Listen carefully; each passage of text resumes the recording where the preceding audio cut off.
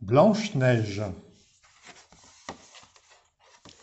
Un jour d'hiver, une reine était assise près de sa fenêtre dont l'encadrement était en ébène.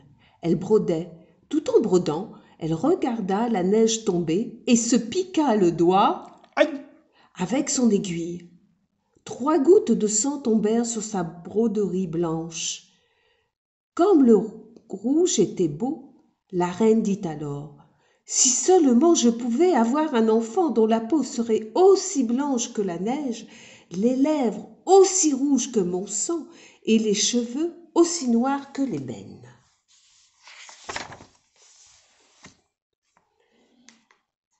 L'année suivante, on apprit que la reine avait donné naissance à une petite fille dont la peau était blanche comme la neige, les lèvres rouges comme le sang et les cheveux noirs comme l'ébène. On l'appela Blanche-Neige.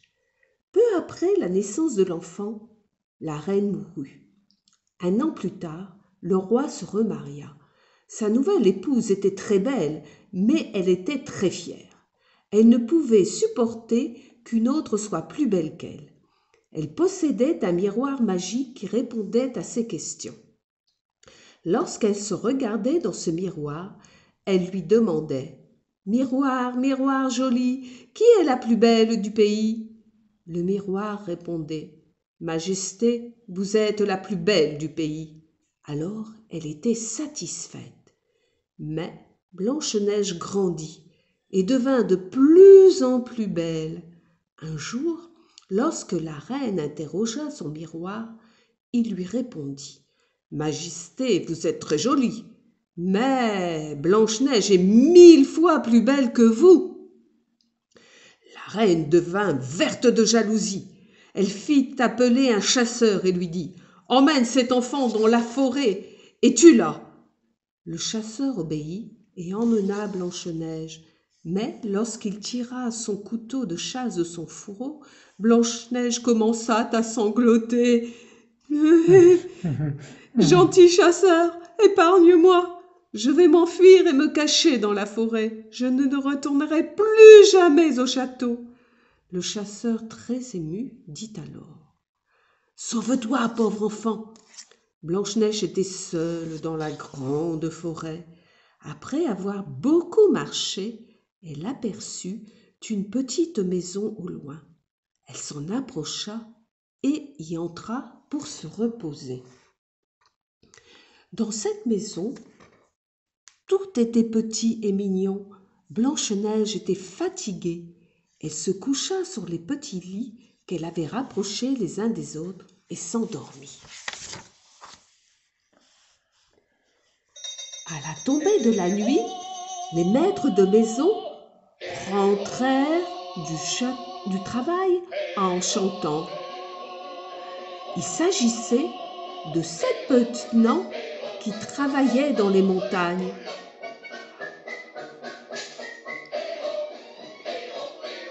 En entrant dans la maison, le premier remarqua qu'on avait touché au petit meuble.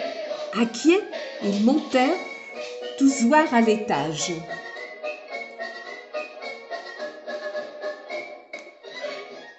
Lorsqu'un des nains découvrit Blanche-Neige allongée et endormie, il appela les autres. « Mon Dieu !» s'écrièrent-ils, « que cette enfant est belle, comme elle a l'air douce !» Le lendemain matin, Blanche-Neige s'éveilla. Elle vit 7 petites têtes autour d'elle et prit peur. Mais les nains étaient très gentils et la rassurèrent. Elle leur raconta son histoire. Alors, ils lui demandèrent: « Veux-tu rester avec nous? Tu t'occuperas de notre ménage pendant que nous irons travailler. » Aussitôt, Blanche-Neige fut d'accord. Quant à la reine, elle était satisfaite du travail du chasseur et crut qu'elle était à nouveau la plus belle.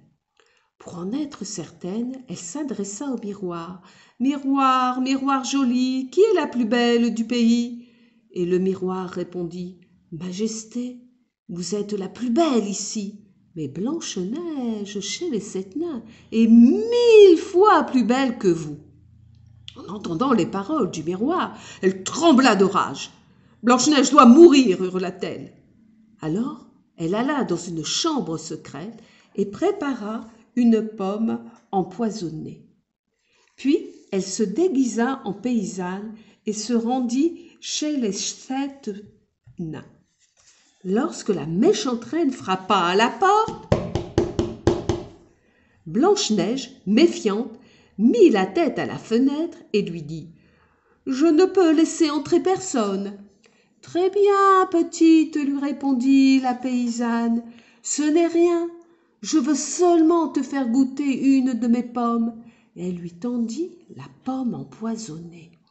Blanche-Neige regarda la pomme avec envie, la prit et y croqua à belles dents. Mais à peine eut-elle un morceau en bouche qu'elle s'évanouit. Elle était comme morte. La méchante reine s'en alla en ricanant. De retour au château, elle se précipita vers son miroir et l'interrogea.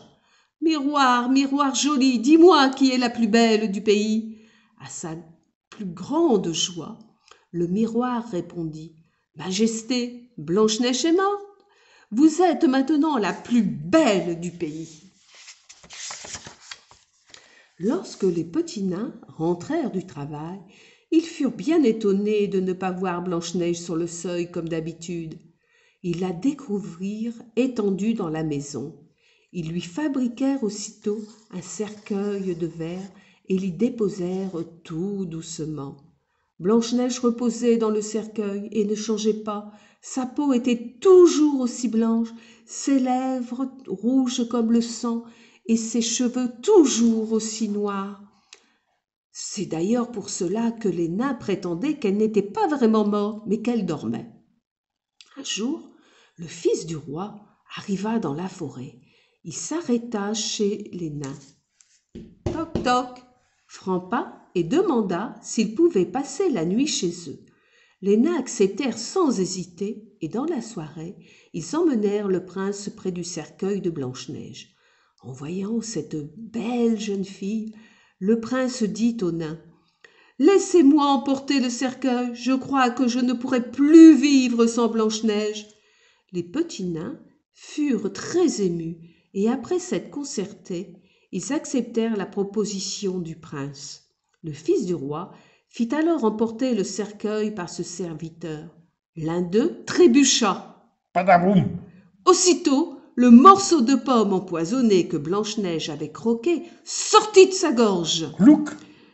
Quelques minutes plus tard, Blanche-Neige se réveilla.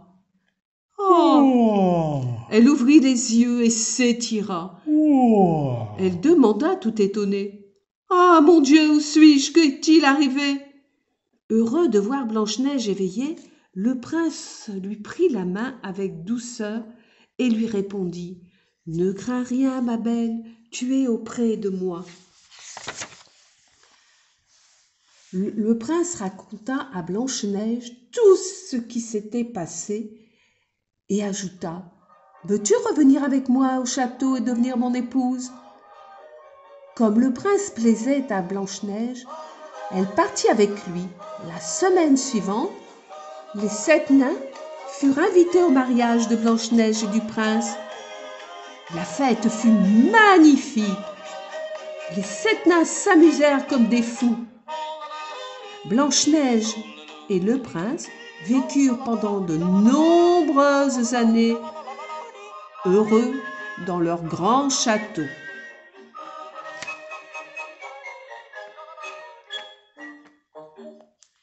Voilà, l'histoire est terminée. Au revoir les enfants. Bye bye. Bye bye.